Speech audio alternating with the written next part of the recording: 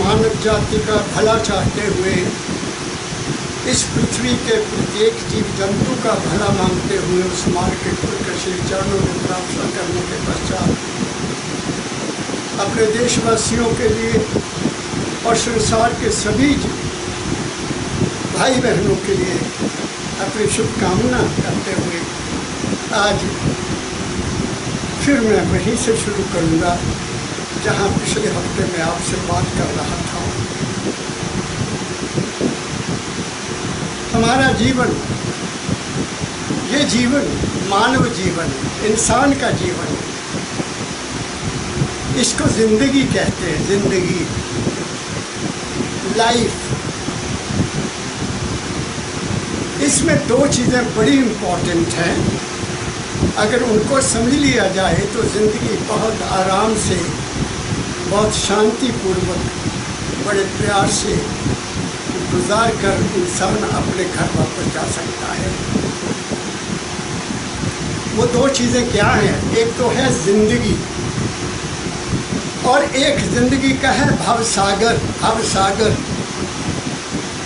आपने देखा होगा समाज में, मैंने देखा है बचपन में जब मैं गांव में रहता था, अगर कोई मरने वाला आदमी, मरने के लिए उसकी कोई साइन नज़र आती थी तो कहते थे अब इसका समय आ गया रही, तो गाय को लाते थे, गाय को, और उस आदमी मरने वाले के हाथ में गाय की पूंछ पड़ा देते थे और ये ख्याल उसको देते थे कि ये गाय तुम्हें भवसागर से, वैतरणी से पार कर देगी। ऐसा उसको अंतिम ख्याल दिया जाता था। तो भवसागर क्या है और भवसागर कैसा है और भवसागर से पार कैसे जाना है, आज मैं इस बात पर आपको संबोधन करने जा रहा हूँ। भवसागर क्या है? हमारी जिंदगी की भावनाओं का नाम भवसागर है। हमारी जिंदगी की आशाओं का, कामनाओं का, वासनाओं का नाम भवसागर है। क्या कहा मैंने? और ये भवसागर दो तरह का है। एक अच्छा भवसागर जिसमें तुम तैरना तो आपको है भवसागर में, एक ऐसा भवसागर जिसमें दुनिया डूबी हुई है, और एक ऐसा भवसागर है जो दुनिया उस भवसागर से पार जाती है। वो कैसे जाती है, ये आज का मेरा टॉपिक है। ये मेरा आज का टॉपिक है। वो भवसागर दो तरह का है। एक जिनकी जिंदगी नेक है, प्यार भरी है, दूसरों के प्रति दुख सहन करने वाली है, दूसरों की सहायता करने की भावना रखते हैं, किसी के प्रति ईर्ष्या, द्वेष, नफरत नहीं करते, सबको मालिक का रूप समझकर सहायता करते हैं और सहायता लेते हैं। उनका भवसागर बहुत अच्छा होता है। और जिनका भवसागर जो डूबे हुए हैं वो कौन हैं? जिनके मन में दूसरों के प्रति ईर्ष्या है, द्वेष है, शत्रुता है, कीना है, नफरत है, ना जाने मन में क्या क्या है। वो कभी अपने आप को झांक कर नहीं देखते, बस दूसरों की बुराइयां ही निकालते हैं, निंदा करते हैं, बुराई करते हैं और वो उस भवसागर में डूबे रहते हैं। चोरी करना है, ठगी करना है, 420 करनी है, धोखा करना है। जो ऐसी ज़िंदगी व्यतीत करते हैं उनका भवसागर अच्छा नहीं हो सकता।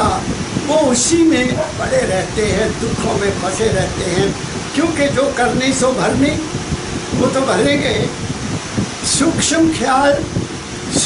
ख्याल से किसी को तंग करेंगे, बुरा बोलेंगे, बुरा सोचेंगे तो वो दूसरे का भी नुकसान करेंगे और अपना भी नुकसान करेंगे।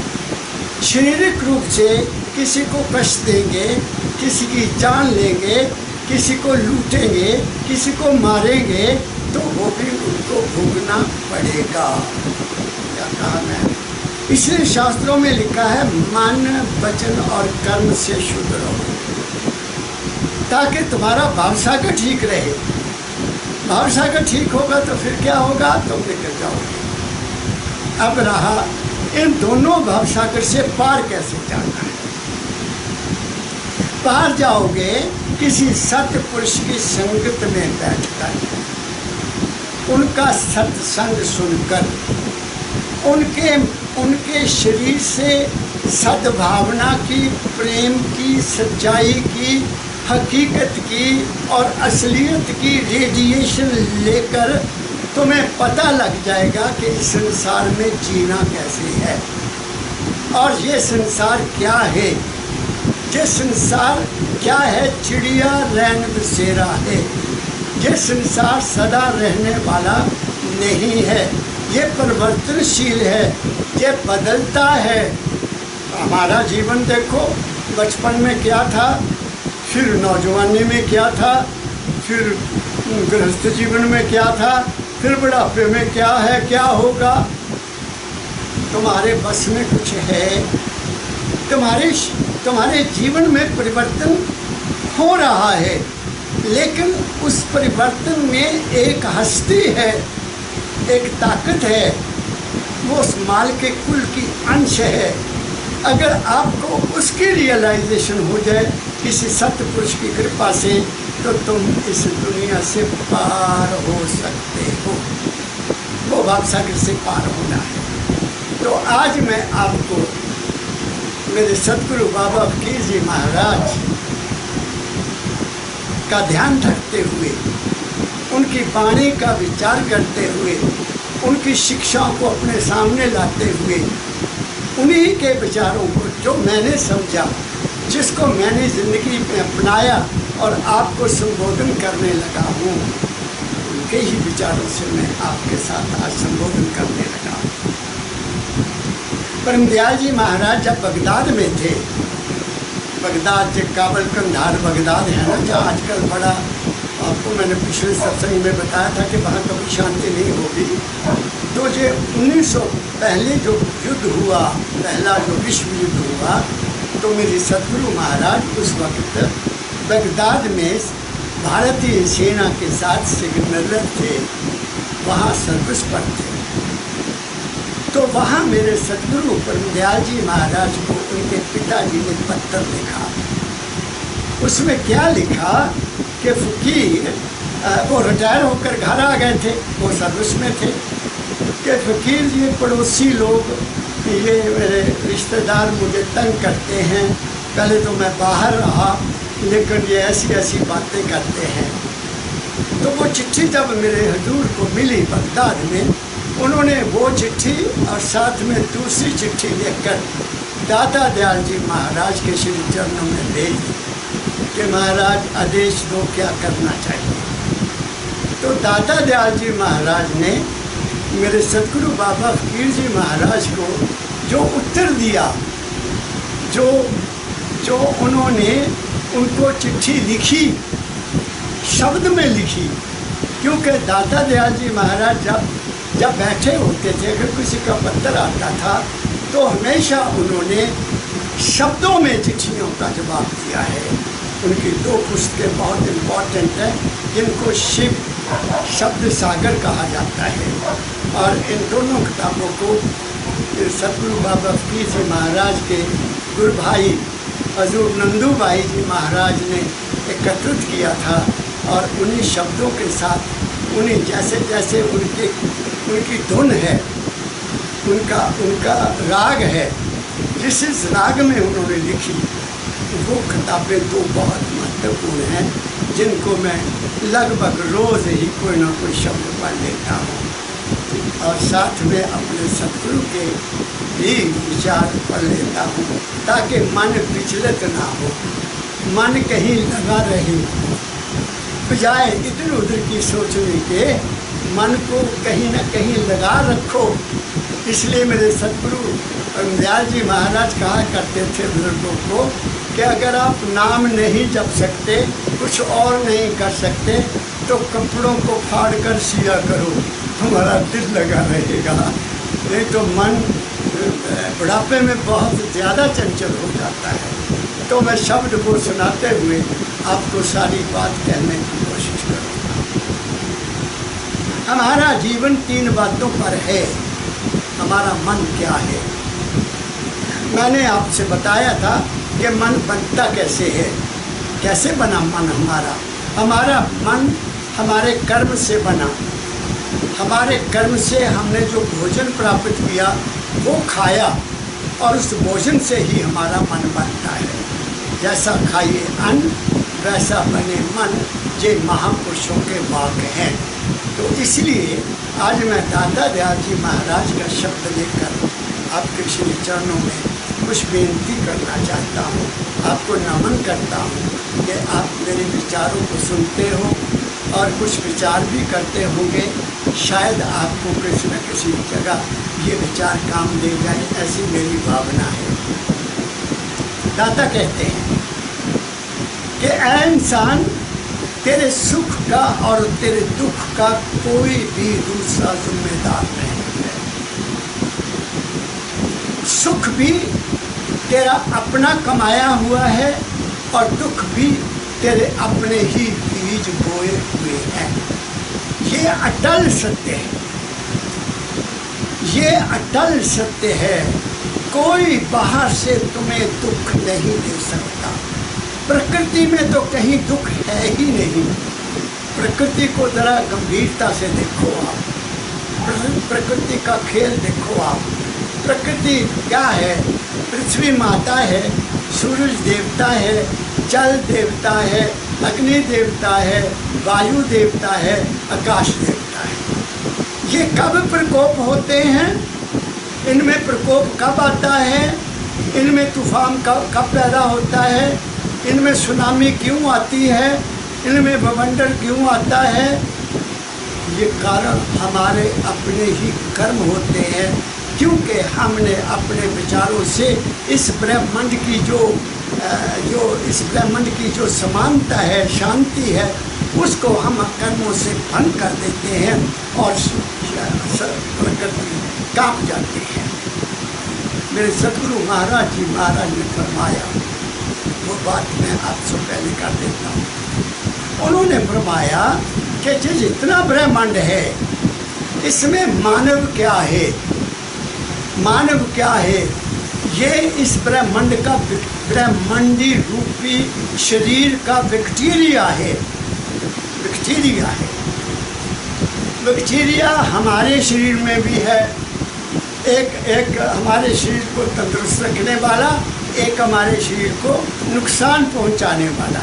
उनमें बैलेंस है, उनमें बैलेंस है, पूरा बैलेंस है कुदरत में रखा हुआ। नुकसान देने वाला अगर बैक्टीरिया बढ़ जाएगा तो हम बीमार पड़ जाएंगे। आप समझ रहे हो ना? तो जब बीमार पड़ेंगे तो कहाँ जाएंगे? डॉक्टर के पास जाएंगे।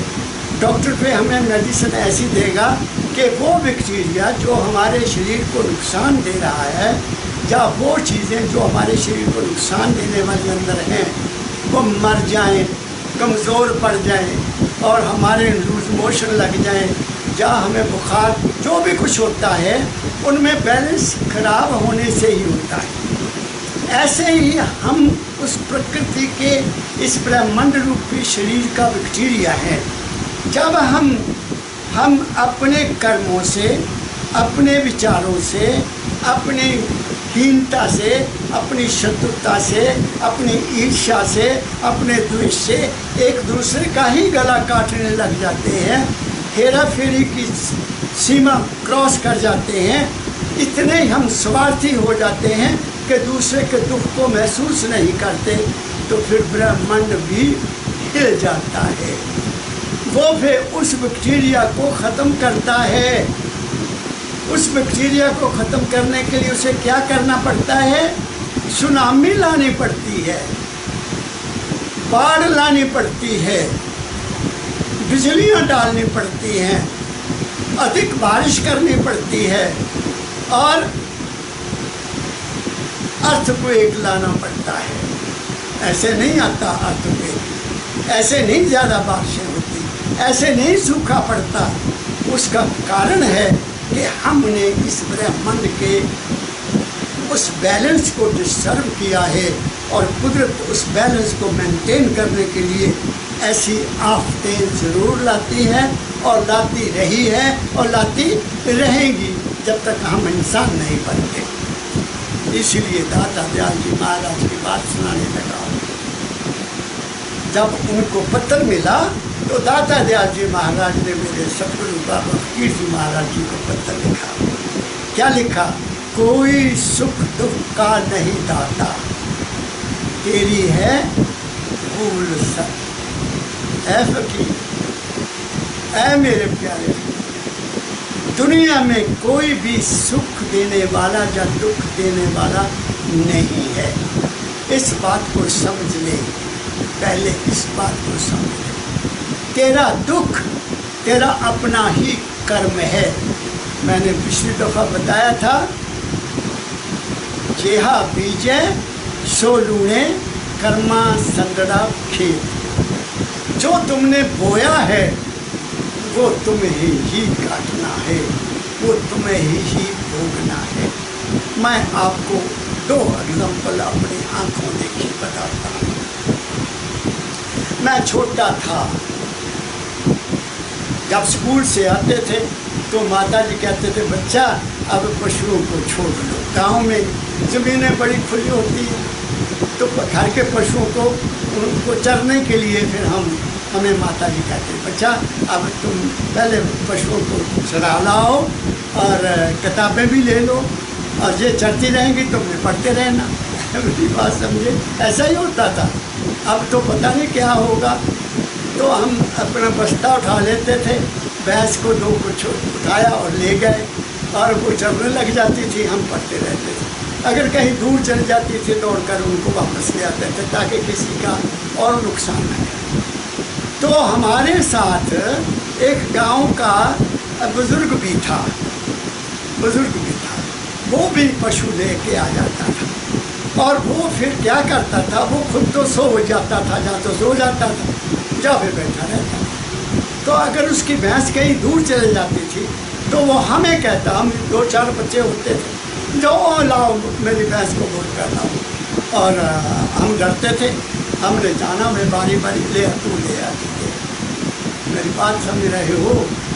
तो एक दफ़ा क्या हुआ, जब वो हम चरा कर भैंसे वापस आ गए तो हमने तो अपनी भैंसों को घर में अपने बांध दिया माता जी ने।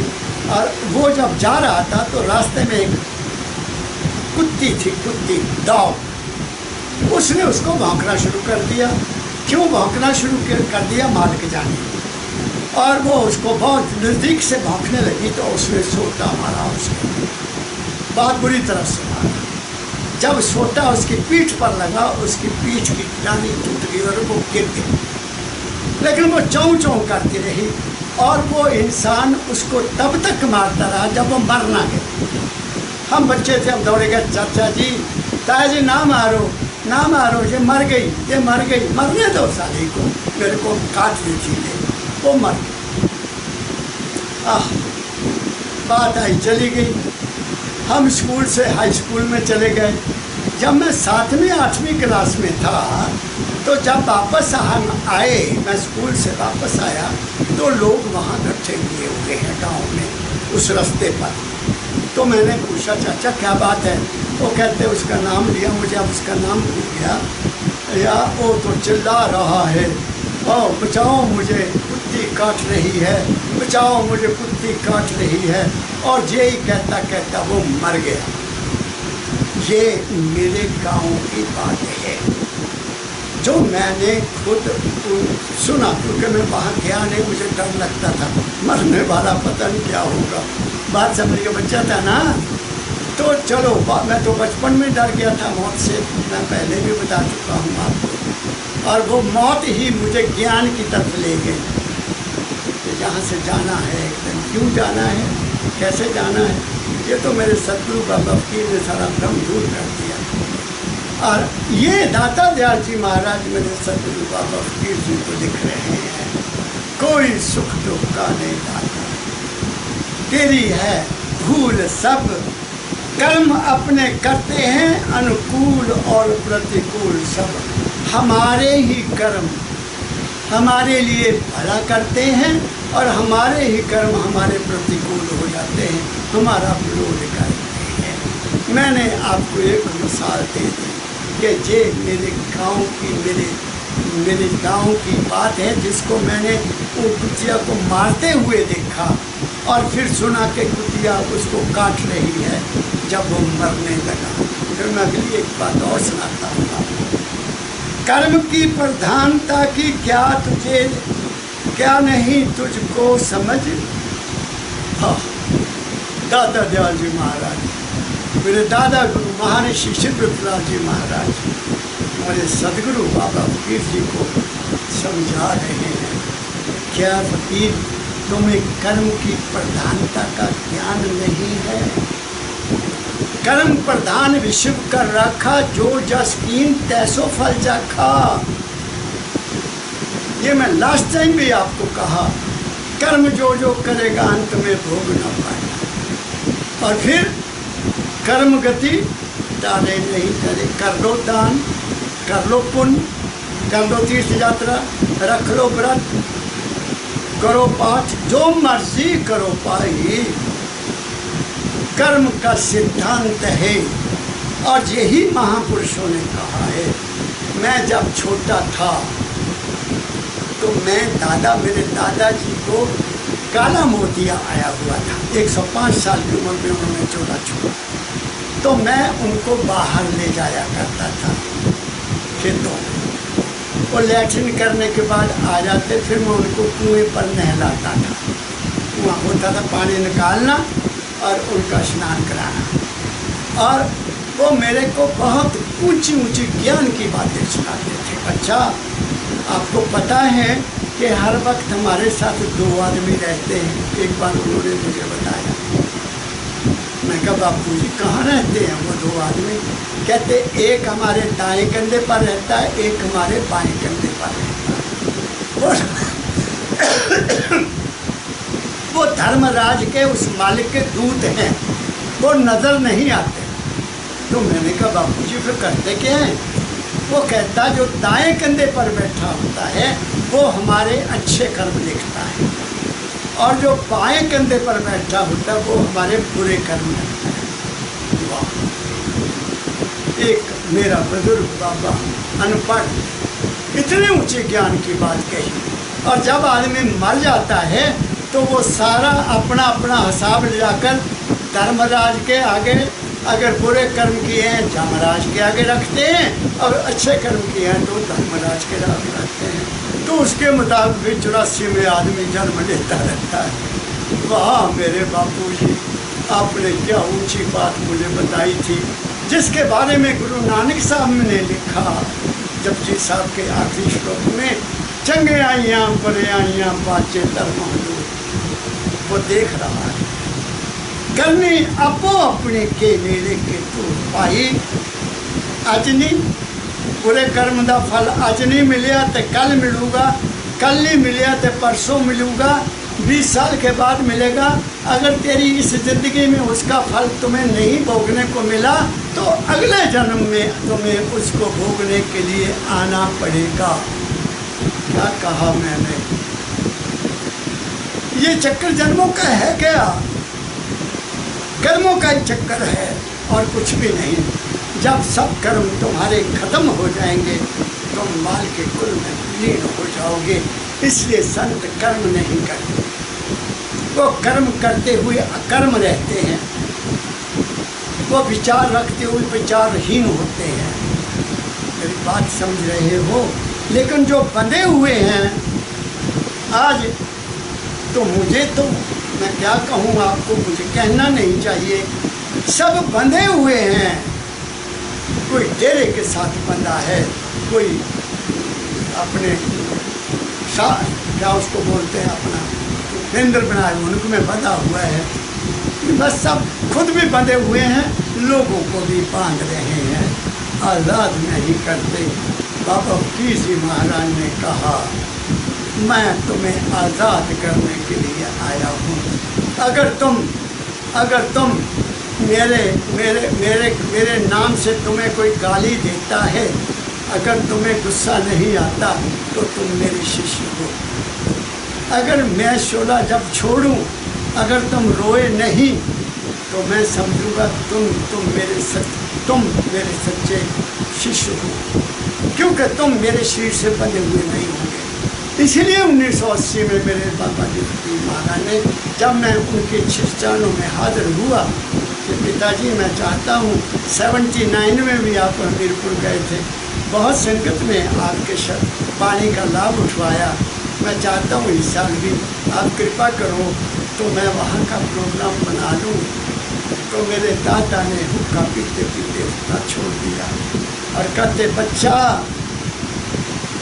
कब से मेरे शरीर के साथ जुड़ा रहेगा, इस बूढ़े शरीर को कहाँ तक खींचता रहेगा। बात को समझ दे तुम्हें मैंने समझा दिया, असलियत क्या है, हकीकत क्या है और सच्चाई क्या है। मैंने तो फिर चरण पकड़ लिए। मैं समझ गया कि मेरा गुरु शरीर नहीं है, बाणी गुरु, गुरु है बाणी बिच बाणी अमृत सारे। जिसने बाणी को पकड़ लिया वो तर जाएगा, जो शरीर को बैठकर बैठा है वो भी नहीं तरेगा। जो किसी धार्मिक बाणी को लेकर उसके साथ जुड़ा हुआ है वो भी नहीं तरेगा। हाँ, बाणी के ऊपर चल कर तर सकता है, दूसरा नहीं चल सकता। इसलिए लिखा, जे को खावे जे को पूंछे जिसका होए सबसे आधारो। क्या मतलब इसका, अगर कोई खाकर उसको पचा लेता है तो उसको तंदुरुस्ती मिलती है। इसी तरह से गुरु की वाणी को जो सुनकर उस पर गुणन करता है, उस पर अमल करता है, अपनी ज़िंदगी को उसके मुताबिक ढाल लेता है, वो पार हो जाएगा, दूसरा नहीं। इधर से बात सुनी और इधर निकाल दी, बेड़ा पार नहीं होगा। देखो दाता दयाल जी महाराज क्या कहते हैं, आगे क्या कहते हैं, कर्म की प्रधानता की क्या नहीं तुझको समझ, कर्म से आनंद है और कर्म ही है सूल सब। कर्म से ही आनंद मिलता है और कर्म से ही दुख मिलता है। मेरे सदगुरु बाबा फकीर जी महाराज ने बहुत बड़ी सत्य कथना, सत्य बात कही। वो बात क्या है, ये कथा करने वाले नहीं बताते, संतों के पास बैठकर ऐसे वेद बताते। श्री कृष्ण जी भगवान और सदामा जी दोनों गुरु भाई थे। उन दोनों के गुरु संदीपनी ऋषि थे। वो उनके आश्रम में शिक्षा ग्रहण कर रहे थे। तो एक दिन माता जी ने कहा या गुरु जी ने कहा, बच्चों लकड़ियाँ ख़त्म हो गई हैं, लंगर के लिए, भोजन के लिए जंगल में जाओ और लकड़ियाँ लेकर आओ। शिष्य लोग कर्म करते थे, सेवा करते थे, और जो भी सफाई का काम, लकड़ियों का काम, सारा जो भी हुक्म देती थी माता या गुरु महाराज, वो सारा काम करते थे। जब वो चलने लगे तो माता जी ने भुने हुए चने सुदामा को दे दिए, उसको बांध के रख ले, बेटा भूख लगेगी तो खा लेना। दोनों ने बांट कर खा लेना। वो जंगल में चले गए, दूर निकल गए, लकड़ियाँ काट कर रखते गए। अंधेरा हो गया। अब कहते अब वापस तो जा नहीं जाएगा, दरख्त है अच्छा, इसमें चढ़ जाते हैं, सुबह वापस जाएंगे। दोनों ही एक दरख्त पर चढ़ गए। ये सच्ची कथा है। भगवान कृष्ण इस डाले पर आराम कर रहे हैं, तो अच्छा था जिसमें आराम हो सकता था, और उधर सुदामा जी दूसरे डाले के ऊपर आराम करने लगे, बैठ गए आराम से, जैसे भी बैठे। तो थोड़ी देर के बाद सुदामा को भूख लगी, तो उसने वो चने खोले और खाना शुरू कर दिया, खाता रहा। भगवान कृष्ण ने सुना कि सुदामा कुछ खा रहा है, तो उन्होंने पूछा, सुदामा क्या खा रहा है? कहता नहीं, मैं कुछ नहीं खा रही है भैया, मेरे सर्दी लग रही, दांत बज रहे हैं।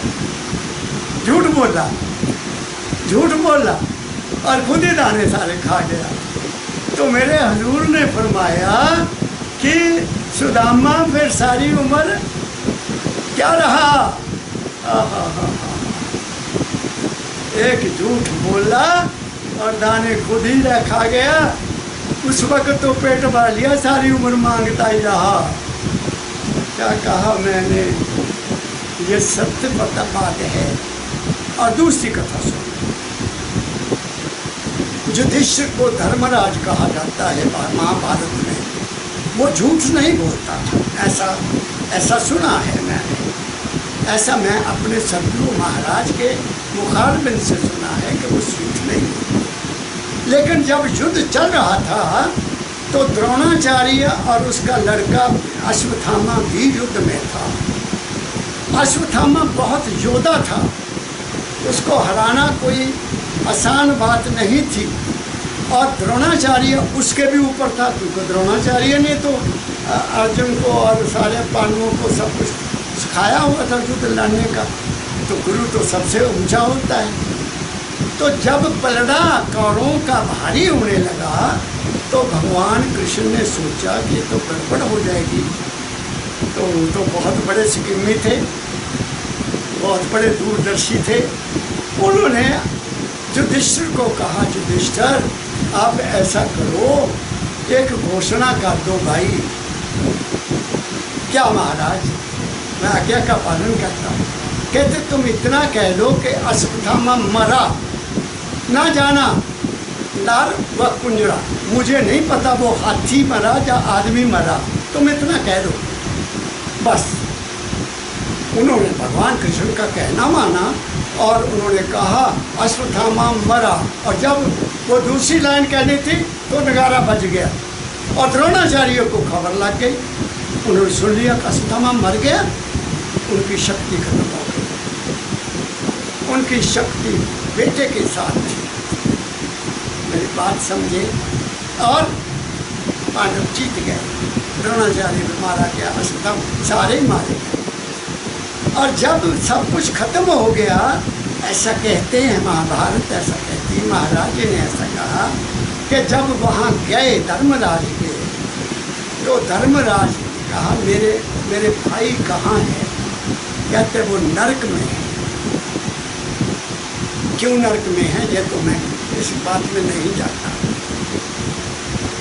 और तुम्हें भी 2.5 घड़ी के लिए नरक जाना पड़ेगा, क्योंकि तुमने झूठ बोला। क्या झूठ बोला? अश्वत्थामा तो मरा ही नहीं था, लेकिन आज्ञा का पालन कर लिया बेचारे ने। बोलता दिया ना, अपना विवेक नहीं इस्तेमाल किया, तो उसको भी 2.5 घड़ी कर। अब आप सोचो मेरे सुनने वाले, मेरे देशवासी क्या कर रहे हैं। जिधर देखो झूठ का पसारा है, जिधर देखो नफरत का पसारा है, जिधर देखो एक दूसरे को नीचा दिखाने का पसारा है, तो फिर हम सुखी कैसे रह सकते हैं? मैंने आपको 2 एग्जाम्पल दे दी। इसलिए दाता दयाल जी महाराज हमें सचेत कर रहे हैं, मेरे सदगुरु को। और सदगुरु ने इसी शब्द को लेकर हमें सचेत किया हुआ है। इसी पर हमें वो सत्संग किया करते थे कभी। क्या कहा मैंने? इसलिए तुम जो मर्जी करो, यू आर फ्री। लेकिन ये देख लो, कर्म करना तो तुम्हारे बस में है, लेकिन फल का तुम पर अधिकार नहीं है। फल तुम्हें वैसा ही मिलेगा जैसी तुम्हारी नीयत है, जैसा तुम्हारा विचार है।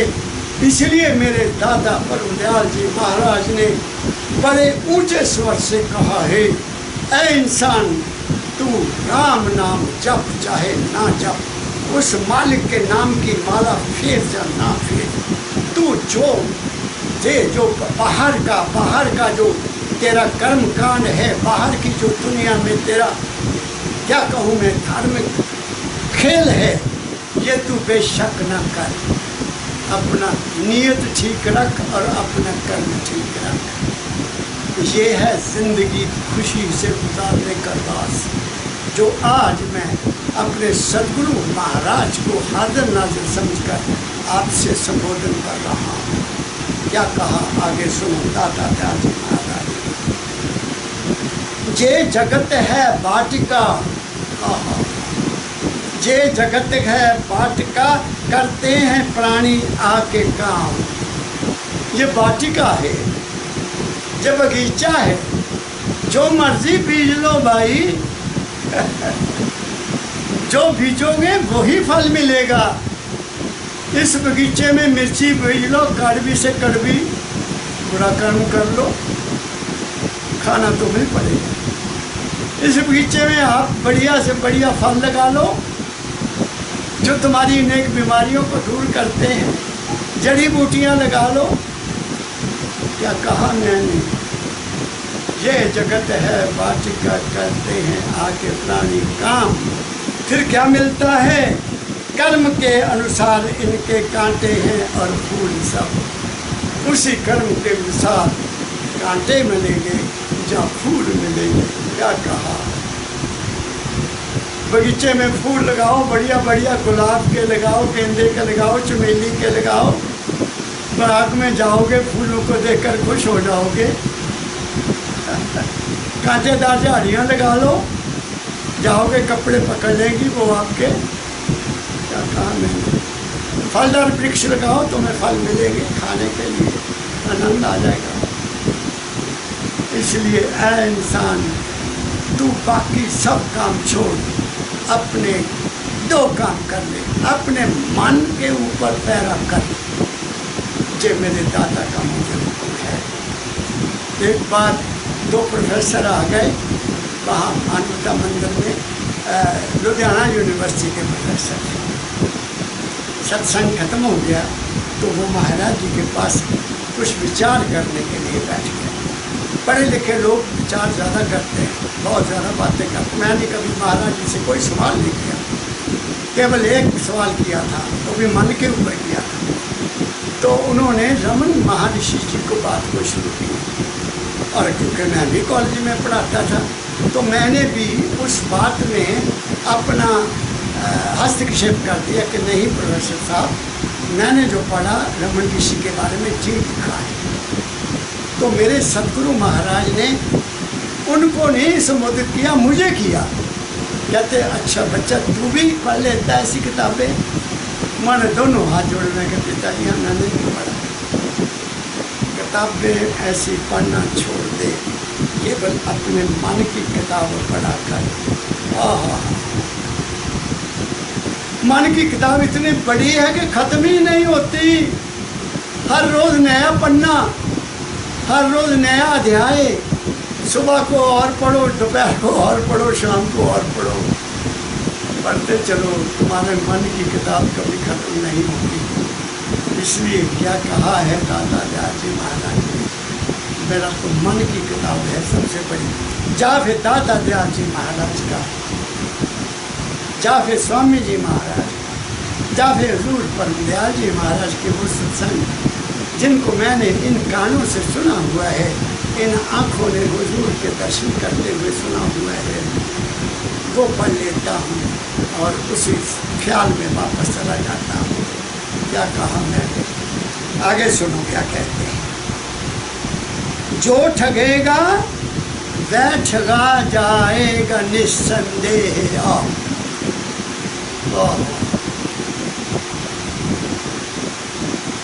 सुनो दादा दयाल जी महाराज, मेरे प्यारे भाई देखो संभल के चलना, खोटे कर्म न करना, खोटी न बात कहना। दुख दोगे दुख मिलेगा, सुख दोगे सुख मिलेगा, मारोगे कर किसी को फिर कम पड़ेगा सहना। मन इंद्रियों पे भाई, मन इंद्रियों पे भाई, जब्त रखना तुम बराबर, इनको कंट्रोल में करना है। कोई इंद्री आपकी तब तक एक्टिव नहीं होगी जब तक मन वहाँ नहीं जाएगा, जब तक तुम्हारा ख्याल वहाँ नहीं जाएगा। शरीर का कोई अंग काम नहीं करता। मन के पीछे तुम्हारी हस्ती है, मन के पीछे तुम्हारे अंदर एक शक्ति है। जब तक वो मन के साथ नहीं मिलेगी, मन कुछ नहीं कर सकता। मन इंद्रियों पर भाई जब्त रखना तुम बराबर, ज़ाबित बने रहोगे, खुशहाल होके जीना। क्या कहा, कंट्रोल में रहकर जियोगे तो तुम बहुत खुशी से गुजारोगे। फिर कहते हैं कौलो ख्याल करतब, पहले भी मैं कह चुका हूँ, कौलो ख्याल करतब दरिया से है मुशाबा, तुम देखना न इनकी लहरों में बहते बहते रहना। तुम्हारा विचार, तुम्हारा मन, तुम्हारा वचन, तुम्हारा कर्म ही तुम्हारी जिंदगी है। तुम्हारा मन, तुम्हारा वचन, तुम्हारा कर्म ही तुम्हारा भवसागर है।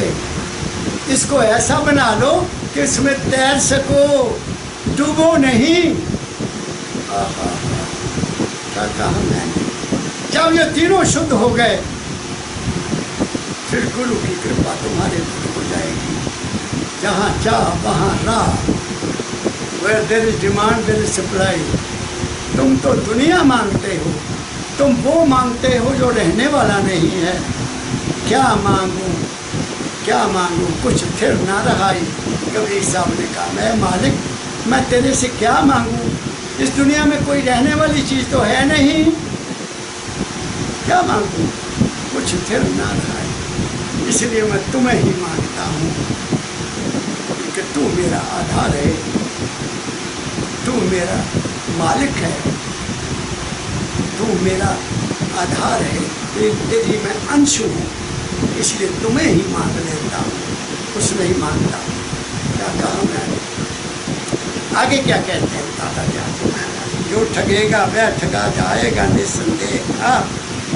प्रेमी जन ही पाते हैं और प्रेम के बहुमूल्य सब। जो प्रेमी जन होता है, जो प्रेम करता है, किसी से नफरत नहीं, सबको एक आँख से दिखता है, उसको ही प्रेम मिलता है। जिन प्रेम कियो तिन ही प्रेम पायो। तुम किसी पशु से प्रेम करो तो तुमसे मुझे मैं एक बात और सुना देता हूँ।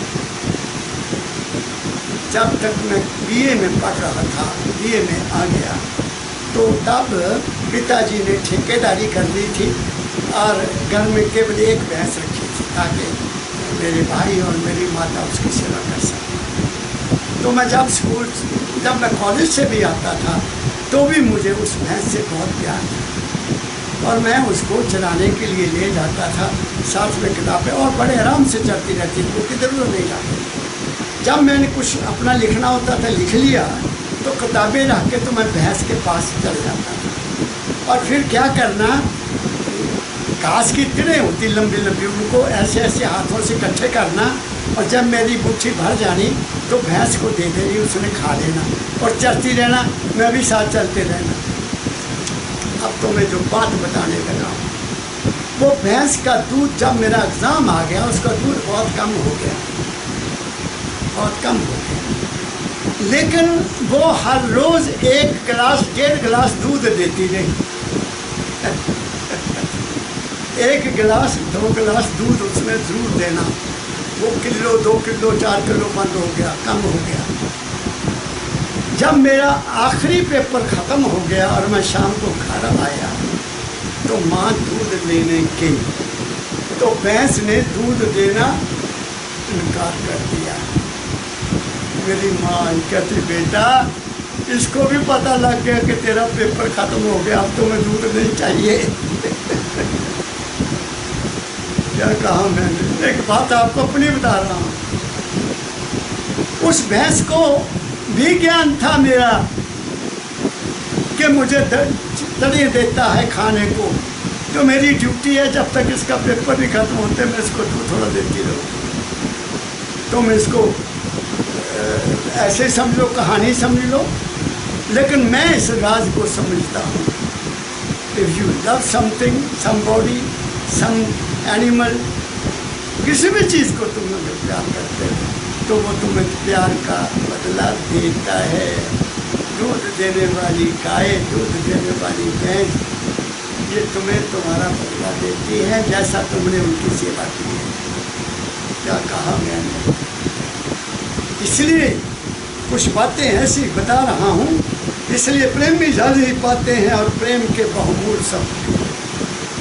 तुम प्रेम करो तुम्हें प्रेम मिलेगा, तुम नफरत करो तुम्हें नफरत मिलेगी, तुम मारो तुम्हें भी मारना पड़ेगा। तुम बुरा कहो तुम्हें भी बुरा सुनना पड़ेगा। क्या कहा मैंने? देख लो दुनिया में क्या हो रहा है। आगे चलता हूँ। अपनी करनी आप भरनी पड़ती है संसार में। तुम्हारे कर्म का फल दूसरा नहीं भोगेगा। कोई शेयर भी नहीं करेगा कि चलो तुमने बुरा कर्म किया, आधा मुझे दे दो। बहुत कहानियां हैं संसार में, किस किस कहानी का जिक्र करूं मैं। तुमने जो किया तुम्हें ही भोगना पड़ना है। ऐ इंसान तू जाग, तू देख क्या कर रहा है। फिर तू भगवान को दोष देता है कि उसने मेरे साथ ये कर दिया। वो किसी को दुख नहीं देता है। वो तो एक निजम है, माल के कुल एक निजम है। वो सर्वशक्तिमान एक हस्ती है, उसका एक निजम है। क्या निजम है? कर्म जो जो करेगा अंत में भोगना पड़ेगा। एक जन्म में भोग लो, 2 में भोग लो, 3 में भोग लो। क्या कहा मैंने?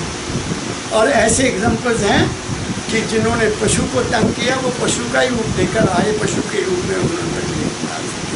क्या कहा मैंने? आगे चलता। अपने घर की आप उठाया करते ही हैं चूर सब। अपने घर का दुख अपना आपको ही उठाना पड़ेगा, कोई शेयर नहीं करेगा। तुमने घर में बेचैनी पैदा की, तुमने घर में एकता को तोड़ा, तुमने घर में पत्नी के साथ या बच्चों के साथ दुर्व्यवहार किया, जहाँ रात को बहुत लेट आते हो, नशा करते हो, उसका दुख तो तुम दूसरों की देते हो, तुम खुद भी सफर करो। जो इंसान अपने घर में बैठकर बच्चों के साथ खाना नहीं खाता, बाहर कुछ खा के आता है, वो बात नहीं बनती। मैंने एक दफ़ा बताया कि जब मैंने प्रिंसिपल का पद संभाला तो डीसी डिप्टी कमिश्नर के दफ्तर से मेरे पास उनका ये आया कि सर आप भी क्लब के मेंबर बन जाओ। क्या? अच्छा, क्या उसमें होता है? कहते हैं उसके महीने की 50 रुपये फीस होती। मैं कहा जी 50 रुपये तो आप अभी ले लो। और फिर शाम को साथ सभी लोग बाहर इकट्ठे होते हैं, अपनी अपनी बातें करते हैं। किसी ने कुछ खाना पीना होता है वो भी बन जाता है, इन्हीं पैसों से रिफ्रेशमेंट हो जाती है। तो मैं भी चला गया।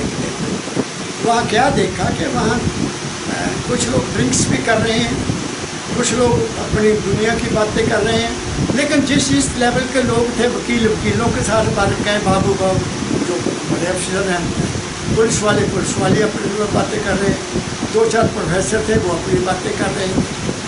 मैंने कहा अरे मानना मैं क्या आ गया, तू तो किस पानी में, गर्म पानी में मछली फंस गई। मैं एक ही दफ़ा गया, दोबारा नहीं गया। दोबारा मैं वापस आना नहीं गया। जो घर का माहौल है वो बाहर माहौल नहीं है। तुम किसी क्लब में जाओ, आधा घंटा, पौना घंटा, 1 घंटा, 3 घंटे तुम वहाँ तो देख कर तमाशा खुश हो लोगे, लेकिन घर में अगर शांति नहीं है तो वो भी सब कुछ गया। क्या फायदा हुआ उसका? क्या कहा मैं? आगे चलता हूँ। अपने घर की आप उठाया करते ही हैं चूर सब। किस गरम में तू पड़ा औरों की बातें छोड़ दे। लो दाता दयाल जी मेरे सतगुरु बाबा फकीर, छोड़ दूसरों की बातों को। तुम उन्होंने अपना कर्म भोगना है, तुम अपना कर्म भोगो। किस भरम में तू पड़ गया है। कोई संत, कोई महापुरुष दूसरों के झगड़े समाप्त नहीं कर सकता जब तक कि झगड़ा करने वाला खुद ठीक नहीं होता। कोई इंसान ठीक नहीं होगा जब तक वो खुद ठीक होना नहीं चाहता। यही मेरे सतगुरु बाबा फकीर जी महाराज कहते हैं। जो आदमी शराब छोड़ना अंदर से चाहता है वो छोड़ जाएगा, किसी गुरु के कहने पर वो बुरे चीज़ को छोड़ेगा नहीं। जब तक उसका अंतःकरण नहीं मानेगा कि मैं गलत हूँ, तब तक वो गलती करता रहेगा। तुम अगर अपने अंदर की आवाज़ सुनना समझ कर सुन लोगे, तुम्हें अपने अंदर की आवाज़ सुनने लग गई तो तुम कभी गलती नहीं करोगे। ये ख्याल रखो। क्या कहा मैंने? आगे क्या कहते हैं? काम में लग अपने कर ले, अपने काम में करो, अपना काम करो भाई, दूसरों के काम क्या करना। दादा जी स्वामी जी महाराज भी लिखते हैं, काम में लग अपने कर ले, कर्म निज अनुकूल सब। तू अपने कर्म को अपने अनुकूल कर ले, वो कर्म कर जिससे तुम्हें दुख ना हो, वो कर्म कर जिससे किसी को दुख ना हो। अगर किसी को दुख होता है, किसी से धोखा करते हो, किसी से हेरा फेरी करते हो, किसी से 420 करते हो, तो तुम सुख की नींद नहीं सो सकते। सोओगे तो अपने आप को मार कर सोओगे, अपनी नीयत को ख़त्म करके सोओगे। और नीयत गई तो जन्म गया, नीयत गई तो जीवन गया, नीयत गई तो जीवन की शांति गई, और नीयत गई तो जन्म जन्म का जंजाल तुम्हारे गले में पड़ जाएगा। क्या कहा मैंने, आगे सुनो क्या कहते। राधा क्या करके तुम, राधा स्वामी नाम भज। यहाँ उन्होंने तो राधा स्वामी नाम कहा ना, मेरे सतगुरु बाबा की ने तो फ्री कर दिया। तुम चाहे राधा स्वामी नाम से अपना मन एकाग्र करो, चाहे राम राम करके करो, चाहे वाहिगुरु वाहिगुरु करके करो, चाहे अल्लाह अल्लाह करके कहो, अपने मन को यहाँ इकट्ठा करो।